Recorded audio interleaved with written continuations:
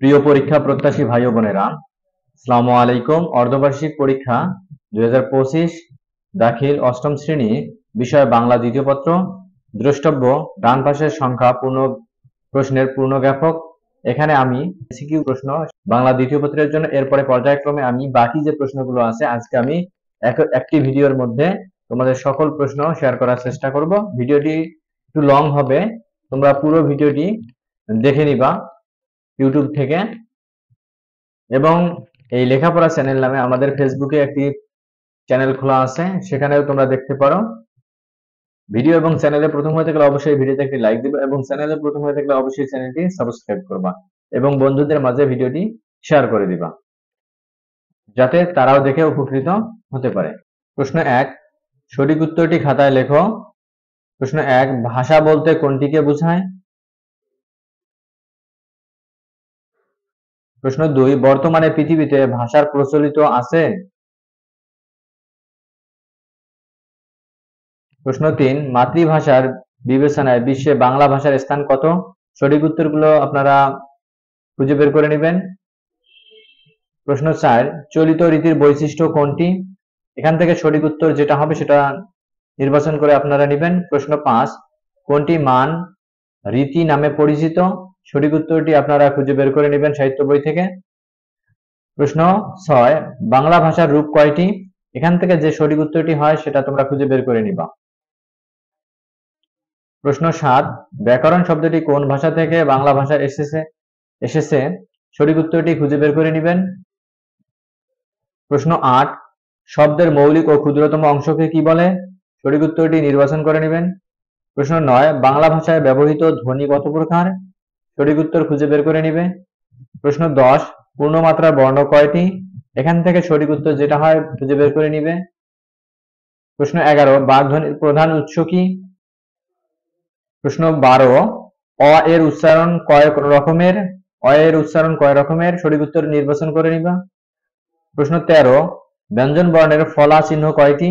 এখান থেকে সঠিক উত্তরটি নির্বাচন করে নেবেন। প্রশ্ন 14, সন্ধি শব্দের অর্থ কি? সঠিক উত্তর খুঁজে বের করে নিবে। প্রশ্ন 15, চন্দ্র শব্দের সমার্থক শব্দ কোনটি? এখান থেকে যেটা সঠিক উত্তর তোমরা খুঁজে বের করে নিবে। প্রশ্ন 2, যে কোনো একটি প্রশ্নের উত্তর দাও। ক, অনুচ্ছেদটি অনুধাবন করে প্রশ্নের উত্তর দাও।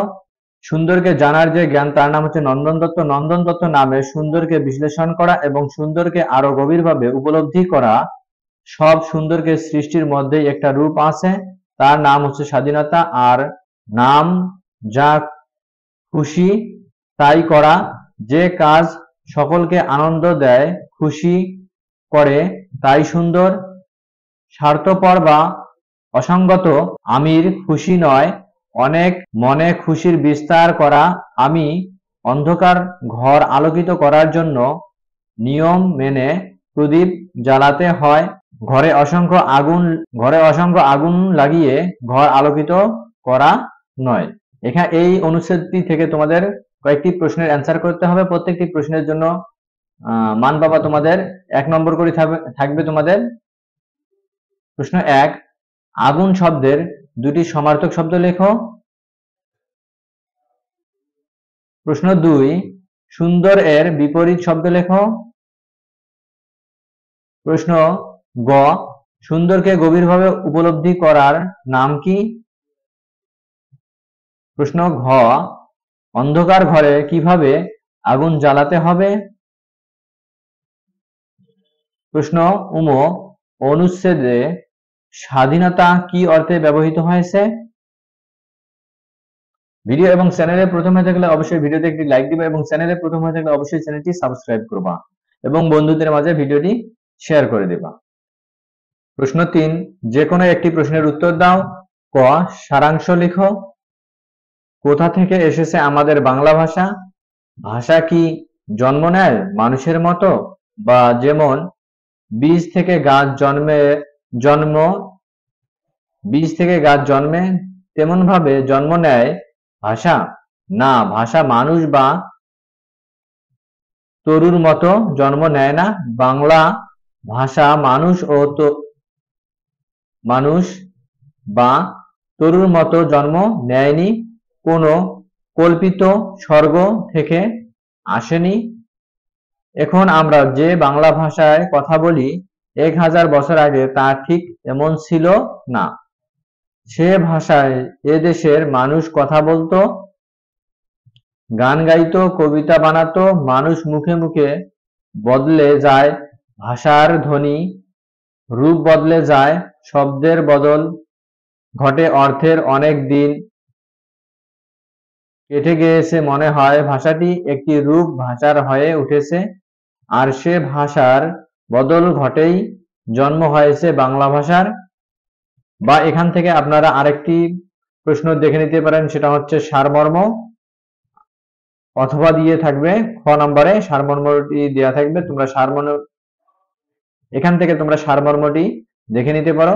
এখানে সারমর্মটি হচ্ছে তোমাদের জন্য দেওয়া আছে, ভদ্র মোরা শান্ত বড়, পোষ মানা এ প্রাণ, তোমার আঠা জামার নিচে শান্তিতে শয়ান, দেখা হলেই মিষ্টি অতি, মুখের ভাব শিষ্ট অতি, অলস দেহ ক্লিষ্ট গতি, গৃহের প্রতি টান, তৈল ঢালা সিগ্ধ তনু, নিদ্রা ঘরে ভরা, মাথায় হেঁটো বহরে বড় বাঙালি সন্তান, ইহার চেয়ে হতাম যদি আরব বেদুইন, চরণের তলে বিশাল মরু দিগন্তে বিলীন, ছুটছে ঘোড়া উড়েছে বালি, জীবন স্রোত আকাশে ঢালি। সারাংশটি তোমরা পড়ে নিবা, পড়ে নিয়ে এখান থেকে যে উত্তরটি দেওয়ার দরকার তোমরা সুন্দর করে দিয়ে দিবা।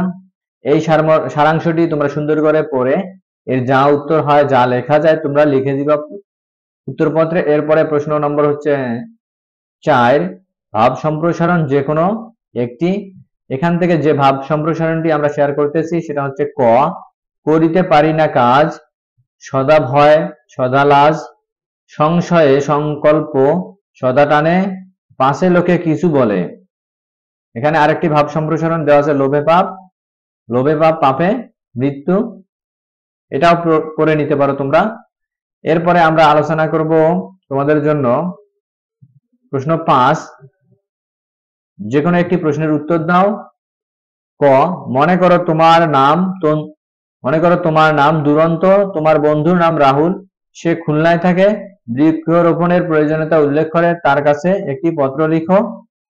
এরপরে তোমাদের জন্য থাকতেছে আরেকটি অথবা প্রশ্ন, সেটা হচ্ছে খ, শিক্ষা সফরের গুরুত্ব উল্লেখ করে, তোমার মাদ্রাসার অধ্যক্ষের নিকট শিক্ষা সফরের যাওয়ার অনুমতি চেয়ে একটি আবেদনপত্র লিখো।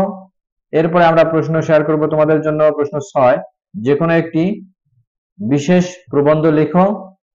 ক এ বলা হয়েছে বিজয় দিবস, এরপরে বলা হয়েছে কি, এখান থেকে 3টে দেওয়া আছে। খ হচ্ছে মহানবী হযরত মুহাম্মদ সাল্লাল্লাহু আলাইহি সাল্লাম, এরপর আরেকটি হচ্ছে গ, কৃষিকাজে বিজ্ঞান।